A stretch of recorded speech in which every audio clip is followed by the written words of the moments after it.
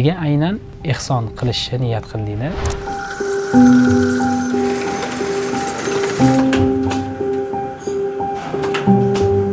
Men xursand bo'ldim avvalambor kelib murojaat qilishganidan va bizga shu kitob hadya etish imkoni tug'ilganidan xursand bo'ldik. Dilimizda, ko'nglimizda bir niyat bor. Jamiyatda obro' topgan, muvaffaqiyatga erishgan odamlarni kuzatsak, ko'pchiligi qiyinchilikdan chiqqan insonlar bo'ladi.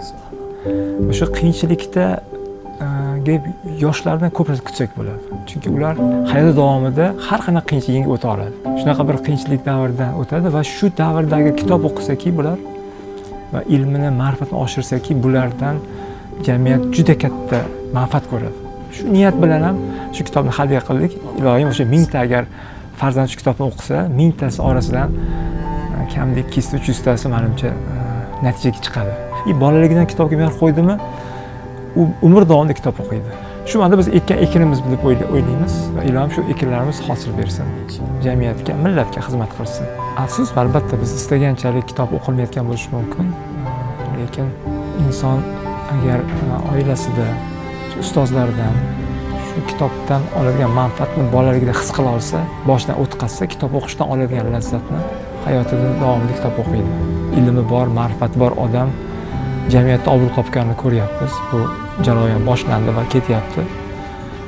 Faqat yaxshi niyat qilamiz, o'sha kitob orqali farzandlarimiz maqsadiga, niyatiga erishsin.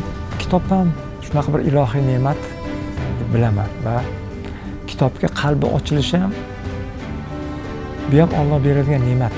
Ko'proq ibrat, hammamiz kattalar bolalarga ibrat bo'laylik. Kitob qo'limizda kitob tursin, o'zimizdan boshlashimiz kerak. Albatta. Oilada, do'st birodarlar orasida kitobga mehr oqibat bo'lsin. Kuzatyapmiz jamiyatimizdagi jarayonlarni.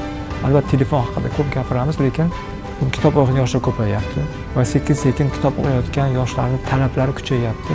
O'sha adabiyotga nisbatan, o'qiyotgan kitoblarga bo'lgan saviyasiga nisbatan va ilmga nisbatan, ilm olishga chanqoqligi rivojlanyapti. Ijod ahli, qalam ahli bunga zamonaviy adabiyotlar yaratilsa, farzandlarimizni qiynayotgan masalalar bilan bog'lab kitoblar yaratilsa, o'ylaymanki, kitob albatta yoshlar hayotida o'zini o'rnini topadi. O'zi bu dunyoda kelganimizda biz berish uchun kelishimiz kerak.